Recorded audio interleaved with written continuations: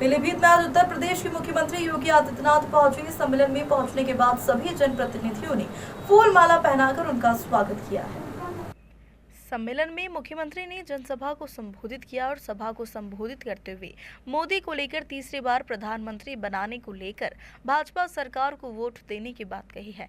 BJP के पीलीभीत से लोकसभा प्रत्याशी जितिन प्रसाद के पक्ष में उन्होंने कहा कि यह आपके ही नेता है और आप जैसा चाहेंगे वैसा काम होगा।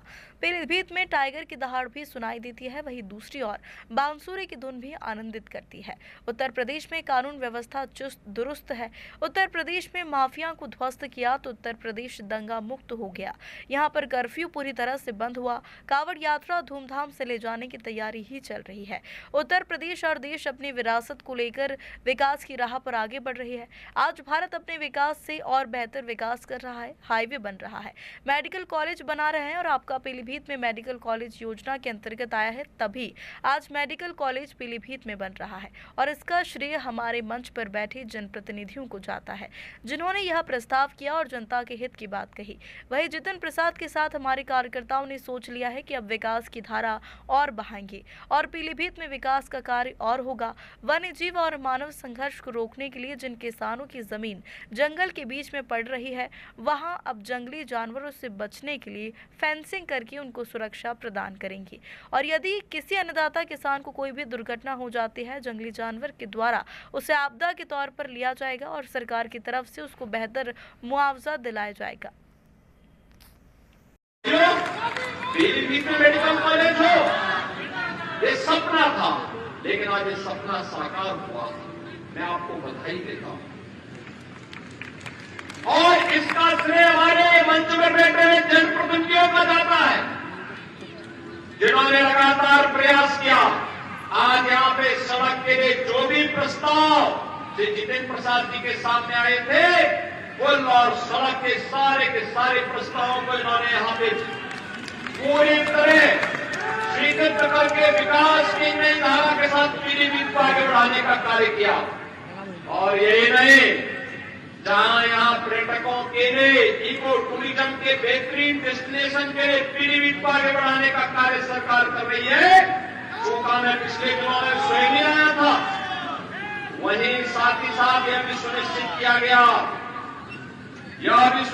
किया गया कि वन्य जीव और मानव के संघर्ष को रोकने के लिए किन किसानों की जमीन जंगल के बीच में पड़ रही है, वहां पर हम इलेक्ट्रिक फेंसिंग की कार्रवाई करते हुए जंगली जानवरों से किसानों को बचाने के लिए व्यवस्था भी करेंगे और अगर जनहानि होती है तो इसे आपदा की श्रेणी में लेकर के उन अन्नदाता किसानों के लिए मुआवजे और कंपनसेशन की व्यवस्था भी करेंगे।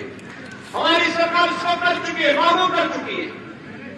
बहनों और भाइयों, आज अन्नदाता किसान के लिए प्रधानमंत्री फसल बीमा योजना से लेकर के प्रधानमंत्री किसान सम्मान निधि तक ये योजनाएं उनके स्वागत के लिए सदैव तैयार रहती है। आज नौजवान के लिए स्टार्टअप और स्टैंडअप से लेकर के उसकी आजीविका और निवेश के माध्यम से लाखों नौकरी और रोजगार की संभावना उसके स्वागत के लिए तैयार बैठी हुई है।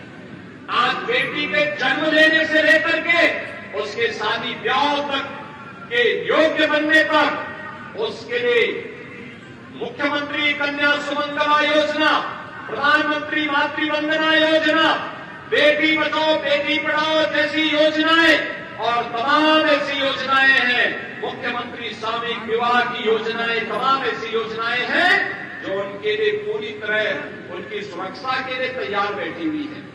हमने व्यापारी कल्याण बोर्ड के माध्यम से 10 लाख रुपए की सुरक्षा बीमा का कवर किया है, तो एमएसएमई उद्यमी को भी हमने 5 लाख रुपए की सुरक्षा बीमा का कवर उपलब्ध करवाया है।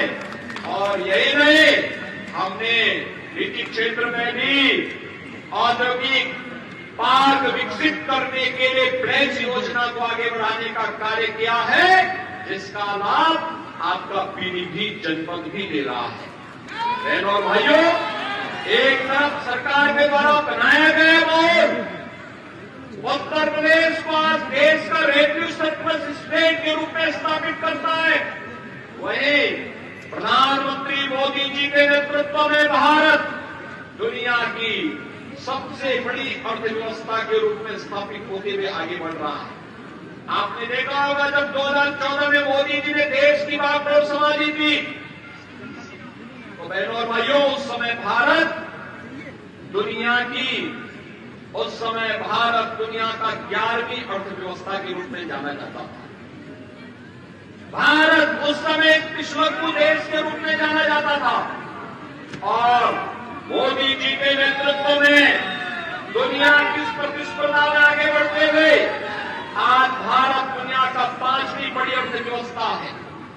और इसीलिए हम लोग आए हैं, मोदी जी को तीसरा कार्यकाल दीजिए। मात्र 3 वर्ष में ही भारत दुनिया की तीसरी बड़ी अर्थव्यवस्था के रूप में स्थापित होगा। तीसरी बड़ी अर्थव्यवस्था का मतलब हर नौजवान के हाथ को कार्य होगा, हर बेटी और व्यापारी सुरक्षा के एक माहौल में स्वावलंबन के मार्ग को अग्रसर करते हुए देश को नेतृत्व देगी। अन्नदाता किसान कई गुना आमदनी के साथ कार्य करते हुए देश के विकास में अपनी भूमिका का निर्वहन करेगा।